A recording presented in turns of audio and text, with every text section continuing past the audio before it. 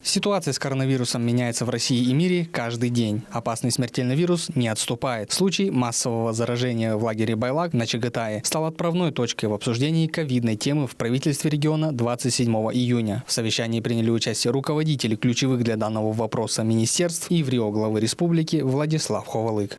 Сейчас как обстоят дела, так, формально, неформально, тем более период ковида, это на этот предмет, да? Обязательно сдавали ПЦР-тесты там, или еще как-то, антитела проверялись в этой части. И в целом-то с каждой из вас хочу послушать, какие меры принимаются. Да.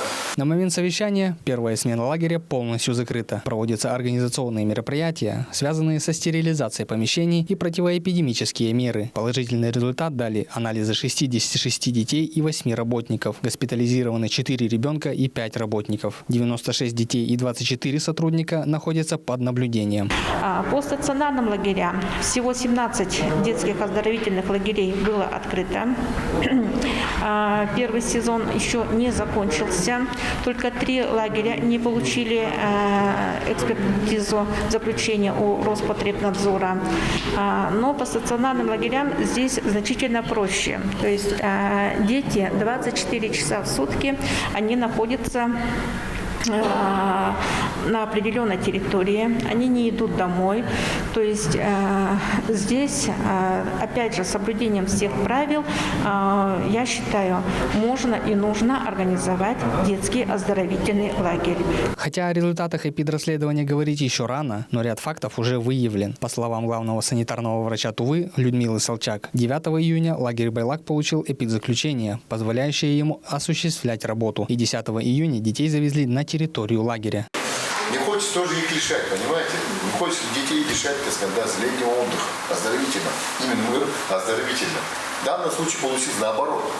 Оздоровление. Создали такие условия, чтобы он заразился. Так получилось. Собрались это, заразили. Уже 11 июня ребенок обратился к педиатру с симптомами ОРВИ. Несвоевременная реакция руководства лагеря предположительно и привела к появлению очага. Ряд изложенных на совещании фактов позволяет выдвинуть гипотезу, что всему виной человеческий фактор. Напомню, расследование еще не окончено и делать выводы еще рано. С родителями детей, которые находились в детском оздоровительном лагере Байлак, нами организована непосредственная связь. На базе подведомственного учреждения Министерства труда создали телефон горячей линии номер 21744. Режим работы данного телефонного номера установлен с 9 утра до 6 вечера. Туда любой родитель может позвонить и персонально по своему ребенку уточнить всю необходимую информацию, где он находится, какие там медицинские услуги ему оказывают и так далее. За вчерашний день, например, на данный номер было 57 звонков. Из-за одного только случая с лагерем Байлак эпидемическая статистика Тувы серьезно изменилась. Как было сказано на оперативном брифинге в правительстве в субботу, Тыва заняла 36 место в рейтинге заболеваемости по России, хотя ранее была на 74-м. Наибольший процент заболеваний приходится на возрастную группу от 30 до 55 лет. Коэффициент заболеваемости в 3 раза превышает федеральный и равен 2,3. Это означает, что один инфицированный в среднем заражает по 2 человека. А дальше-то последствия очень опасные. Другие дети взрослых, а взрослые, мы знаем, да, тяжело болеют. Так же получается. Поэтому здесь такое отношение очень поверхностно, очень такое, так сказать, преступное, можно сказать. Давайте я так везде слышу, так сказать, расследование продолжается, расследование продолжается. Надо быстрее, так сказать, чтобы заканчивать и делать выводы.